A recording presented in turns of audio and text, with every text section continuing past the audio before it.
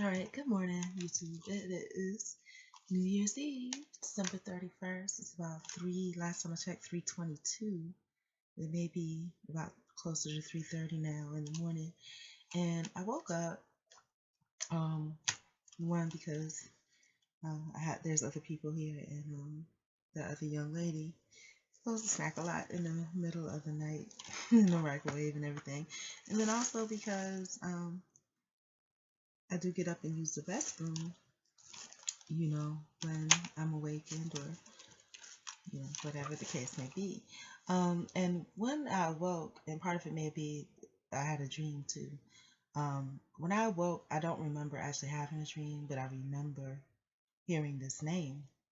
And I don't remember the actual name, but this is very similar. It was something about Mary Beth Elohim Reynolds or something like that. I don't know if those are the real words. I think I'm putting Beth and Elohim in. It was definitely Mary something. Mary Jane and Mary Jane, Mary Beth, something like that. Something Mary Elohim Reynolds. And it was I know it was Mary, but I don't remember if it was Mary Beth or Mary Jane or anything like that. But and for some reason I put Elohim in. I think this room has a problem with mold. I think that's why I'm getting sick. But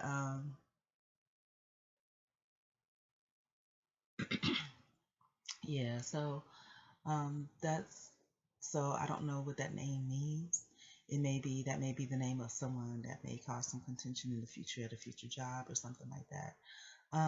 Another thing that I wanted to mention, just so that you guys know, let me tell you what happened with the key situation. Um, so I did text the landlord, blah blah blah. Y'all know the story about that. And on the bus way back, I thought to myself, it would be nice if maybe, I was trying to rack my brain to find out what could have happened if somebody did take the key, they saw the wallet attached to the key and thought there was money in it, and then they took it, and maybe they realized, okay, there was no money in it, and maybe left it wherever. So I said, let me backtrack my steps. The first thing would be the bus stop. Lo and behold, I got off the bus. Instead of going straight towards the direction of the crib, I walked across the street to the bus stop that I was at when I left. And in the dark, I could see the outline of my keys, so in the wallet and everything. So I was able to acquire that. When I got back, I let myself in, and I didn't want the landlord to feel like that he was waiting up all night, so I just kind of tapped on the door. And usually, sometimes he goes to bed early, and sometimes it's really late. But it was dark. His room is dark. You could usually see the light under the door. And I tapped on it, and when he answered, he was fully clothed, but he looked tired. So he might have been sleeping. It was like 9:20, and I did text that it would be about 9:20. Um, so I told him, I was like, hey, that was an interesting story. I got the key. It was across the street. It was still, I thought to backtrack. It was across the street to the bus stop, so everything's good. And then when I looked at my text, of where I texted him, I pulled up the text for some reason, and I looked at it. Oh, I looked at it before I came in to see if he texted me anything else. And what I saw again, remember how I told y'all the account that I'm using is the Google Voice account for the phone services and all that. And I don't use the phone too much because, whatever, but I do text. And, as y'all know, I told y'all it's been hacked. And ever since I've stopped talking to that dread dude, when I say talking, I mean literally just talking, not, when people say talking, they mean something else, but no, just exchanging with that person. Um, and after that last thing where I was just like, yo, it's not me, do not text that number back, blah, blah, blah, blah, blah. I haven't had any other situations regarding that. And I was scared to text the landlord because I was like, oh my gosh, if this person starts sending him crazy texts, then there's going to be a problem. You know what I'm saying? And so I happened to look, and the message was like, again, another one in Spanish, right before I sent the okay, because he told me to text him or call him when I got back. And I said okay, and so I said okay, and when I said okay, I went back to look at that to see if it was sent because it was leaving where I'd be able to send a message.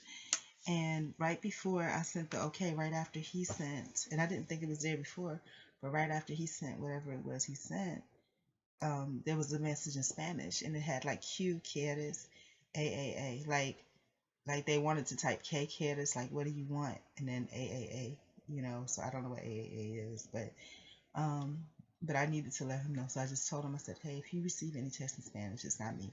I use a Google Voice account. It was hacked like a week ago, and it's just sending out Spanish text or whatever. And I'm sure he didn't care anyway, because if he didn't respond, he wasn't gonna get anything back. But yeah. So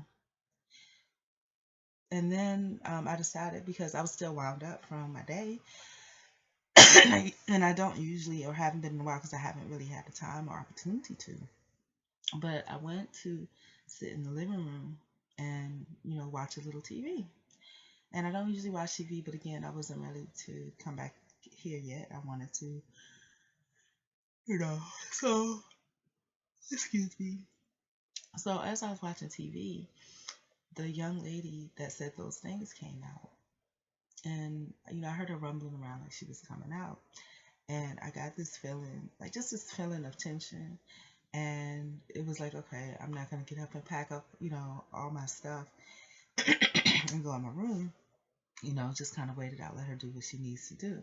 So, as she normally does, go to the microwave, whatever. But it was so much hostility.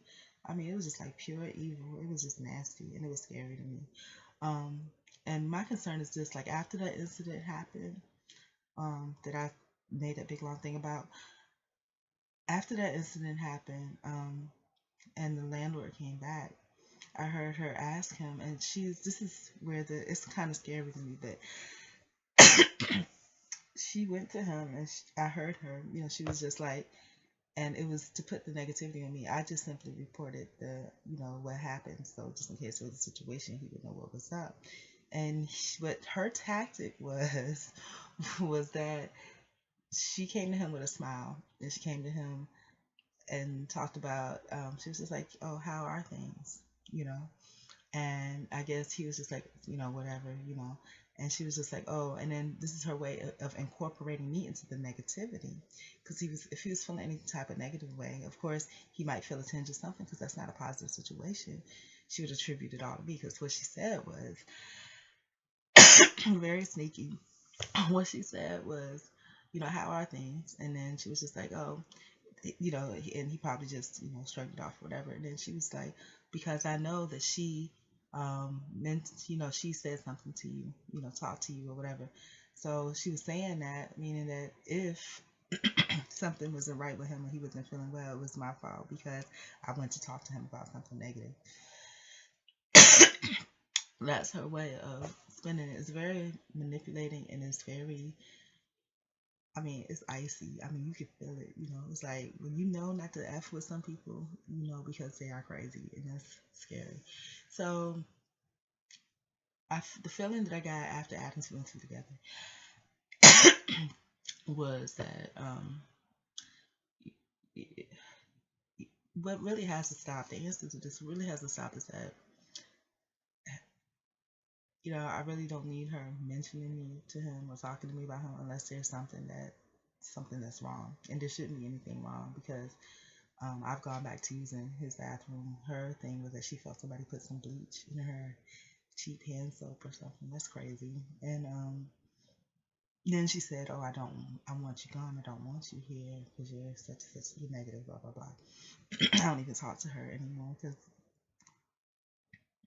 I was very positive with her, and it's just chilling, because I don't know if y'all have ever seen this, how somebody would take something and just like kind of turn it all the way around. It's like The Exorcist. It's almost like when you saw the girl turn her head. That's how it is. It's like not only the girl turning the head, but the whole situation just completely turn it into something negative and scary. So my thing is that she stated that she wants me out. So just like by any means necessary, And the thing about it, the tricky part of it is that landlord, to get the landlord involved in that. Now, the landlord, what from what I sense and what I feel and what I've experienced in the past, is that he's easily malleable by people that seem to be the dominant one. She seems to be the dominant one. I'm not the alpha female in any situation. I don't want to be, never have been. In the last situation, he had a good relationship with that girl. This girl, and I can understand why she has a way of talking to people. You know, she knows how to manipulate. I don't know how to do that, but he's very valuable. And so that means if the stronger personality says something negative, and maybe he doesn't like this other, and like I said, I've never been his favorite person, but not in any vehement way, but just in a way that somebody would look at a homeless person or something like that. He doesn't like me. So he's tried to be nice because I think that he sees a little bit of that, but then whereas I have a lot of stuff going on, jobs and all this that I'm looking for, reaching out to my personal life, I'm trying to straighten up. I don't really, you know, go out and talk to him, just to be talking to him. There's always a reason, where I should go out and, she'll chat and everything like that.